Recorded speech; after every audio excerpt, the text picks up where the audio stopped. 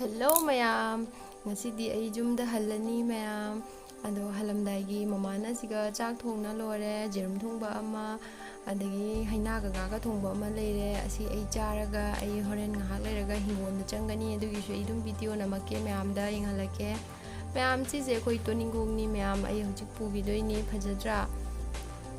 Sise ay horen ada puraga chamdong chardoini mayam. Mayam toningong se samdong chabra mayam comment habiramo aidi yam chai hausu hawi hakchang du su phaye mayam adu sigana leire haina akoi haina sigana leire haina je hujik su mamana aga thongare mayam haw mi jamna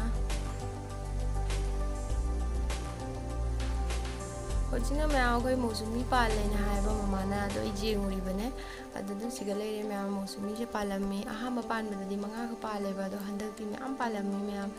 manak ta leire sidi khoi pukhi ni da si pukhi se mayam khoi gini asi se hana khoi se ka iroi bayam tamami yu mayam chaw ni khoi pukhi se mayam chi mosumi je siga nakan da ne ba he pali se khoi ai hoje hejing pha ba khara pugi doini mayamda awathabi pambi amaga jinghalake ko si awathabi pambi je jingune mayam hadi pambi amadagi ne khangaba pambi mari khak chongdorei ba ado pulapna pambi manga dagi awathabi pali ba khangaba ado jing mayam aidi ahamba uri ne ba jing ando mayam na kari mahana dagi uba taragadi phawra fatabra dusu habiramu comment da mayam si jing mayam aigi di ahamba uri ni ai pura ngakre si pura khallaga puge na toine ba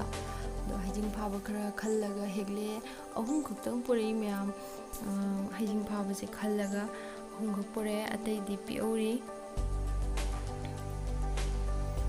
mayam ai hoji khalni ba karamba pusi gaina adu pupana khara chochu ba hajing phaba do khallaga pibire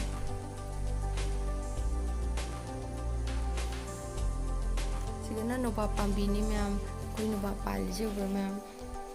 si piori ba adigi poraktre mayam ai chatpagi thoe mayam hoji koi shuru lore ai chatpagi thokle mayam